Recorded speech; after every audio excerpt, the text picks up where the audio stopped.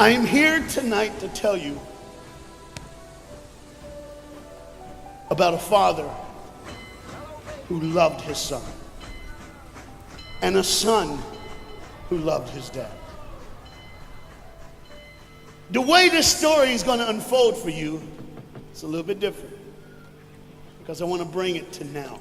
You see, a dad would go home and he would go by the school, and every now and then he would pick up his son and say, "Son, why don't you go to work with me?" The boy loved that. And when his dad would just come and pick him up, he was the happiest boy ever. He knew that he would get to spend the afternoon with his father at work, and he would get his coat and they would walk, and he would bring hot chocolate for his son, for it's really cold, and they would go through. But this boy was different. This boy would see things. This boy wasn't normal. And when they were walking one afternoon going to where dad worked, this boy would notice things that other people wouldn't notice. He see things other people wouldn't see. He sees a man in a bathrobe in the middle of the street who's yelling at a second-story window. He sees a woman who's very angry at him and doesn't really want to hear what he says. This boy, as the rest of the world hustles by, he slows down. He sees the hurt and the pain. He sees the anguish and the sorrow. He sees the window close and a desperate man trying to get his back.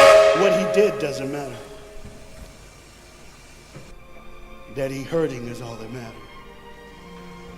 And this boy would see these things.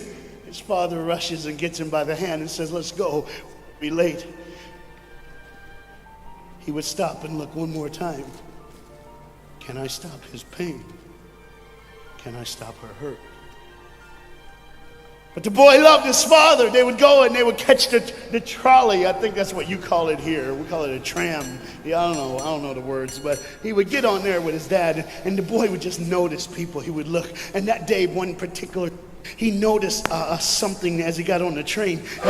To explain something, as you can hear, there's a train coming, and I got to get through this before the train gets here. He saw a man, he saw a woman. He saw that the man seemed very happy and the woman seemed very sad, and he couldn't understand why they could be together and one be happy and the other be sad. He couldn't understand that, but the little boy knew that there was something wrong. He had this feeling, this instinct that was amazing, how he cared for other people, but he loved none other than his father. He knew his daddy loved him, and as he watched the world and their hurt and their pain, he knew that he would always have a father. But even notice this, I need you to understand as you hear this story and get involved in the life of this man and his son, I need you to notice that there's no mom.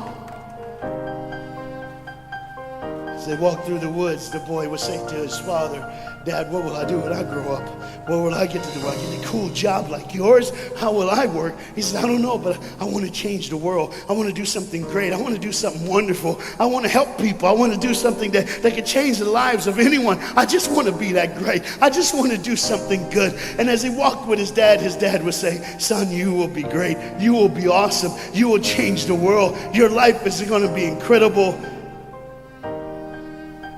There was a train coming.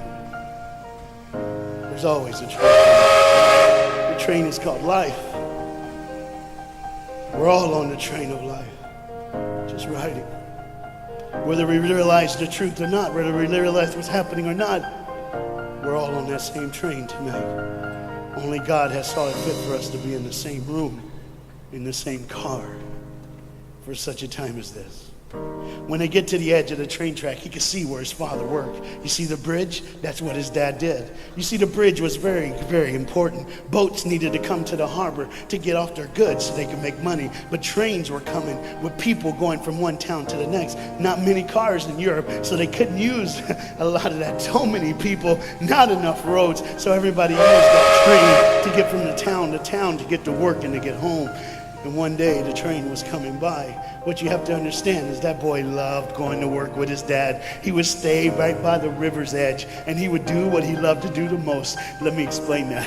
He loved to fish. Anybody like to fish here? All the guys go,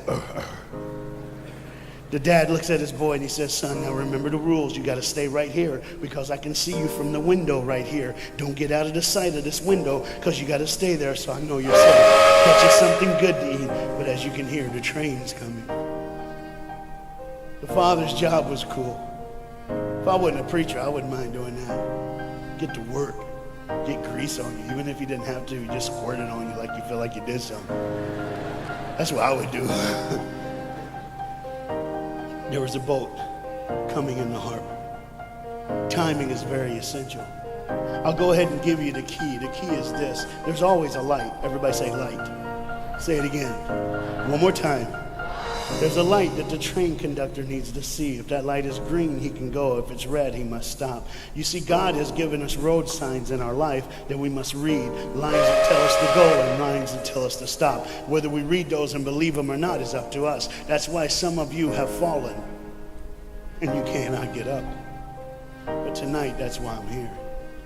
The boat needed to come through, so he called, and the man said, okay, I got time. It's a long time before the train should come. So he pulls the lever, as you just saw, and the big, huge steel bridge, the gears started turning. They started cranking the steam. All of a sudden, gears are moving, and that big, huge bridge is just starting to go up. As it rises higher and higher, he has to watch and make sure everything's set, everything's good, everything's fine. As he looks out the window, he can see everything, but the dad, being a good dad, keeps one eye on his work, but the other eye on his baby. One eye on the world, but the other eye on his children. You think God doesn't know where you are? He keeps one eye on his world and one eye on his child. No matter what you've done or where you've been, it's one eye on the world, but the other eye's on you. He's watched you and he's kept you. Even though your train is coming down the track, he understands that. And even though sometimes, I don't want to get ahead of myself.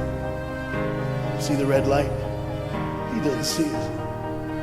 So many times we don't see the red light. See, to just say the train was early. The boy can hear and see the steam.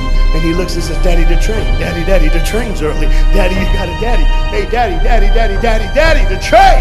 Daddy, the train's coming. But the dad was looking at the gears, making sure he had enough oil, making sure there was enough steam to get the bridge back down for the train. And what the boy knew one thing. Now listen, the boy knew that his dad one time showed him where the trigger was. It was a red lever. If he pulls it, the train bridge would collapse down fast and the train would be able to come across. All the boy knew was there were people on that train. There were people that needed to be saved. There were people that had, some of them just with their friends having a good time, like everything's fine. They did not know that the bridge was up. They did not know what was coming. They're just living their life like you and me, just going down the road, just being our own thing, doing our own thing. And the dad all of a sudden hears the train coming. He looks and then he said, oh, my son. He looks out and his boy's gone. He's like, oh my God, where's my son? Where's my son? He got to figure out. He looks back just in time to see his son trying to save the day. All he had to do was pull that lever. He reaches in to pull it, and the boy pulls too far, and he falls in the hole. Now it's on the father, and God the Father, did you hear me? God the Father has to make a choice. It's his now. Do I save my son, or do I save the world? But they don't even know. They don't even know. The greatest decision of his life. He could blame it on them not seeing the red light. He could blame it doesn't matter anymore. Pull the lever, save the world. Leave it up, save your son. For God so loved the world that he gave his only son.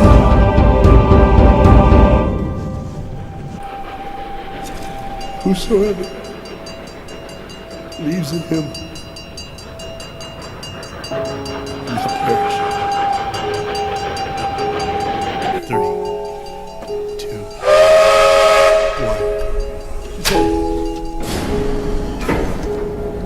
1. And they didn't even know. They never would know. They didn't even know. The train goes by. It's fine. Everything's cool. The bridge is down. Just like always. It's always going to be down. Are you hearing me tonight? He gave his only son. For God so loved the world that he gave. And you know what's amazing? I wonder what God did right when his son died on that cross. When he breathed his last breath, when he took that breath and he breathed and it was over, Here's what the Father would have looked like. They didn't even know, just trying to think of their life, just trying to figure out what they're going to do next. Just thinking about the person they're going to see, the people they're going to hang out with. Just trying to be just loving, caring. Doesn't matter if you're blind. Doesn't matter if you're putting on a little more makeup, trying to look pretty for somebody, or just wearing another mask. It doesn't matter. God gave his son for you. What will I do when I grow up? Where will I go when I grow up? What can I change? And there was a girl in the bathroom on the train, liquefying her heroin to shoot up one more time. He died for her. He died for her. But in one moment, are you listening? In one moment, as the Bible says, everybody gets a chance. In one moment, to see the look of the Father when he knows when you realize what he did for you, when you realize the sacrifice, when you realize he let his son die so that you can live, when you realize what he did, no matter what you're doing, no matter where you're at in this life, no matter what you're a part of, you gotta stop. You gotta stop. Even if it's for 1 second, and think, my God, he did it for me. He did it for me. And I pray to God you drop what you're doing. Drop what you're doing. With all the pain and the hurt and the sorrow in the world, he did it for you. That's why you're so quiet. You see, the train's coming. The train's coming. Everybody has things. You have ways of I don't want to do that. I don't want to, but why do I keep doing it? Even Paul said, why do I do what my flesh tells me, and I do what I know is wrong, and I don't do what I know is right? You got to understand tonight, the fight is on, and we can win. We become more than conquerors through Jesus Christ. And I'm not preaching just for me. I'm preaching on behalf of you. But what you got to understand is there had to be a moment in those 3 days when Jesus died on a Friday and rose again on a Sunday. There had to be this moment. Go ahead, look at the screen. When it was just God and his baby and his son.